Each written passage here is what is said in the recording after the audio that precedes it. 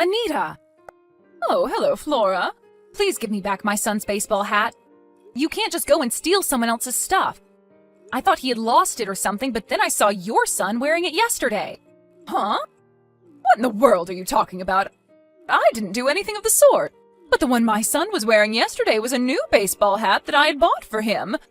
You see, my son is a fan of the professional baseball team on his hat. What? Don't you think that's strange? Because the team on that baseball hat is the juvenile baseball team my son is a part of. What do you mean he's a fan? It's not even a professional baseball team in the first place. Are you sure about that? Who knows? Maybe they just use the same hats. It's true that there is a professional baseball team with the same colored hats, but the team logo on the front is completely different. Oh, and I sewed my son's name and uniform number on the hat, which I clearly saw on the one your son was wearing. What? Seriously? Oh, my bad. Maybe it was your son's hat after all. Yes, the one I bought for my son was slightly different now that I remember it. He must have picked it up thinking it was his. It must have been an honest mistake. There's no point in your son having that hat anyways, and if he's not a part of the baseball team, then people will know immediately that it's stolen if they see him wearing it. Besides, the coach at my son's baseball team is Mr. Tor, so if he sees your son wearing that, you know? So if it was an honest mistake, just like you say, then just give it back already. Mr. Tor? That crazy old man I sometimes see at the park? He's not crazy, he's just very strict and direct with people. Mr. Tor lives nearby, so if he sees your son wearing that, he's sure to call the police on you. The police? Are you sure I have to give it back to you? I mean, my son seems to really like it, and your son could always just get a new hat because he's a part of the team, right? No, it's my son's hat, and I'm not just going to let you have it. If you don't want to have the police called on you, then give me back the hat. Fine, I'll put it in your mailbox. Understood. Please bring it now. What? Now? Can't I just give it back to you when I feel like it or something? No. Give it back right now, please. If you don't, I'll tell Mr. Tor and the police. Fine, I get it. I'll bring it right now. Sheesh, you're making such a big deal out of this. It's just a hat, you know. I don't care if it's just a hat. What you're doing is theft, Anita. Don't do anything like this ever again. You're accusing me of being a thief? I told you it was just an honest mistake, and my son must have picked it up thinking it was his because I had bought him one that looked similar. I'm telling you, it was an honest mistake. Yeah, and he never noticed my son's name and uniform number sewed on the hat? I made sure to make it stand out precisely so no one would take it by accident. Next time, I won't be so forgiving and just call the police immediately. Fine, I won't. Just shut up already. You're making such a big deal out of this. Hey, Flora, I saw you entering your house just now. What in the world are you doing? Huh? What am I doing? I went to the supermarket to buy some stuff. You went to the supermarket? I don't think you have the luxury to be doing such things considering the situation. You called me out so many times before, but when you're the one in trouble, you just lie like it's so easy for you. That's what's called a hypocrite, Flora. All I ever do is make honest mistakes, but what you're doing right now is simply despicable. What? I don't know what you're talking about, Anita. Why are you in such a fuss? Your child just got taken away by an ambulance. I don't understand how you can just be so calm. Huh? Are you sure that it was my child? Yes, he was wearing your son's hat. I don't know who called the ambulance, but you noticed it come, right? There were so many people watching as well. I don't get why you can just pretend you don't know what's happening. Your own child got into an accident and was taken to the hospital, but you won't even go visit him since it's too much of a hassle for you. Hold on. I'm telling you, leave your house and go to the hospital right now. By the way, that accident wasn't my fault, all right? Huh? What do you mean it wasn't your fault? First of all, I don't know what you're talking about, and second of all, I never said it was your fault. Anyways, my son is in the house right now, so it can't be him. Huh? Are you sure about that? Yeah, he's practicing baseball in the yard right now. What? He's practicing baseball? But he just got into an accident and was taken to the hospital. How could he have recovered so fast? Are you being serious right now, Anita? I'm not saying that he's already back from the hospital, but that he was never taken to the hospital in the first place. The ambulance you're talking about is the one that drove by our house on the way to the main road, right? Yes, that one. So your son was taken to the hospital after all? No, I'm telling you, he wasn't. Are you even listening to a word I say? Why do I even bother talking to you? At the time the ambulance came, I was at the supermarket across the main road. When I got home, I saw there was a crowd of people gathered at the side of the road. I saw there was an ambulance as well, so I thought something must have happened, but I didn't bother looking and just went inside. Oh, and once I got home, both my son and mother-in-law welcomed me back, which means that my son wasn't the one who was hospitalized, and I don't know what you're talking about. But... Oh, and this is completely unrelated, but we already moved. Huh? Oh, when did you move? You see, my husband was relocated at work, and so we decided to move to where his new office is. We've already bought a new house. But I have work as well, and my son has school, so the three of us, me, my son, and my mother-in-law, are going to be staying here for a bit longer. My father-in-law and my husband have already moved to our new house. We're planning on going there tonight and having dinner. Besides, my son is right in front of me, so what you've been saying all this time is nonsense. You must have mistaken someone else for my son. What?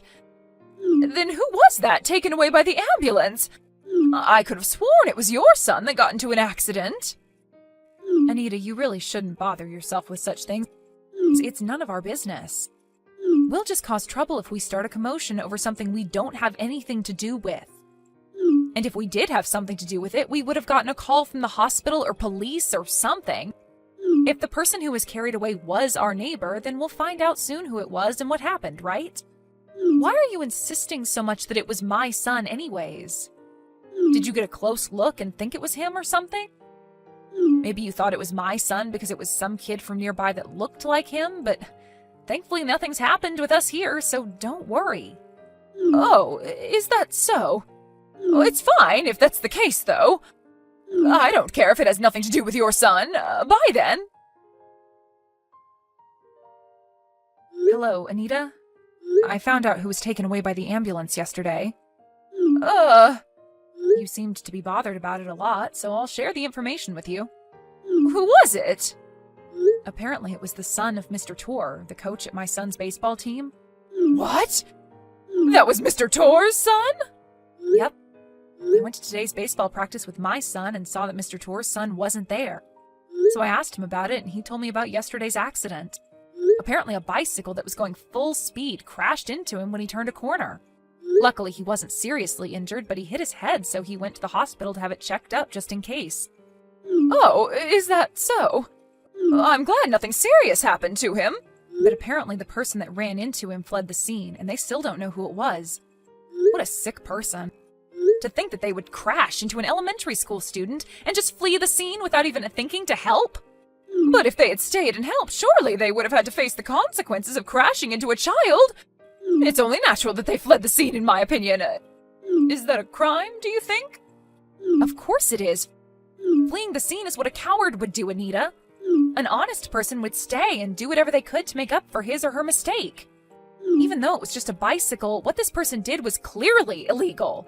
You can't just be going that fast on a sidewalk. It's against road laws. Yeah, you're right, I guess.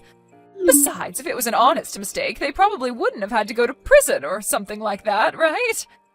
But I don't know that even city bicycles are subject to road laws. Huh? It's so scary that there are all these laws we don't even know about, don't you think? I'd better watch out myself. Oh, I remembered I have to do something. Bye.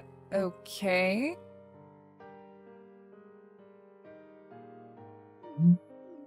Flora, something terrible has happened. What should I do? What do you think is the best thing to do at times like this, Flora? I need your advice. Why are you panicking so much? The police are at my front door. I'm scared to open it, so I'm pretending that no one's home. What? You can't just pretend to not be there when the police are at your door. I'm pretty sure that's illegal. If you didn't do anything, there's no reason to be scared of the police, so why don't you just open the door and see what they want from you? No, I'm not going to open the door. Why not? Because you did something and that's why you're hiding from the police? Huh? What are you talking about? I didn't do anything to deserve being locked up. Do you suspect me of being a criminal or something? I never said that you did anything that would get you locked up. And if there's nothing suspicious about you, then there's no need to hide from the police, is there? I mean, well, I didn't mean it like that. It's just that... If that's the case, then you should just open the door and talk to them, right? But that's... I can't, all right? It's hard to explain. You panicked at the sight of the police, and so without even thinking, texted me asking for help, even though it will only make things worse. Did I get that right? I think the best thing for you to do right now is to just accept that we all know about what you did now. What are you talking about? You're not making any sense. Hey, Anita, don't you realize that you messed up yesterday during our conversation? Huh? What do you mean I messed up? When I was telling you about the bicycle accident Mr. Torr's son got into, I only said that a bicycle crashed into his son, right? But for some reason, you knew what type of bicycle crashed into him, saying something about how it was so scary that even city bicycles are subject to road laws. Up until then, you seemed to know nothing about the accident, but for some reason you knew the type of bike that crashed into Mr. Torr's son. Seriously? I thought it was strange how you seemed to be so panicked about the accident at first, when you thought it was my son and not Mr. Torr's son that was hospitalized. You suspected me from the start? Well, it's not like all this proves with certainty that you're the one who crashed into Mr. Torr's son and fled the scene. All I did was tell Mr. Torr, the victim's father, about my suspicions. Why did you do that? What, did you think I would just stand by and let you get away with this? Oh, and by the way, it's not certain that it was me that caused the police to come to your house like this. There's a possibility that you were suspected of being the culprit from the start, and that they were already investigating you. Why is that? Why would they suspect me? Do I really look that much like a criminal? That's not what I meant. Apparently a lot of houses around here have security cameras watching the entrance to their house. So they might have already found evidence that you were the culprit before I told Mr. Torr anything. Security cameras? Yes, you only moved here 1 year ago, so maybe you didn't know, but this area was once terrorized by multiple thefts a few years ago. Theft? Yeah. After that, everyone learned a lesson, and they made contracts with security companies and set security cameras and stuff. So you know what that means, right? Hold on. So you're saying that I was caught on a security camera? I don't know for sure, but surely the police around here know how a lot of people have security cameras in this area. And so they probably asked them to cooperate by providing footage. Oh, but it's just a possibility, all right? No way. This can't be happening. Anita, what's wrong? They found out. They know I did it. To think that it was Mr. Torr's son as well. Anita, are you seriously just realizing this now? But I even got rid of the evidence and threw away my city bike. I thought that they wouldn't have anything to tie me to the accident. What? And they still found out? How is that even possible? Besides, it's that baseball hat of theirs that's the problem. He was wearing the same hat as your son's, which is why I thought it was him when I ran into him. But it had to be Mr. Torr's son of all people. I shouldn't have texted you that day. This never would have happened. Anita, do you realize that you're basically telling me that you ran into Mr. Torr's son on purpose because you thought he was my son? What are you trying to do, confessing your crimes to me like this? What do you want me to do about it? You think I'm going to help you or something? Huh? No, it's just that... You were careful enough to get rid of the evidence by throwing away your city bicycle. But for someone that goes that far, you're pretty scatterbrained, Anita. Maybe if you were a bit less stupid, you would have made a better thief.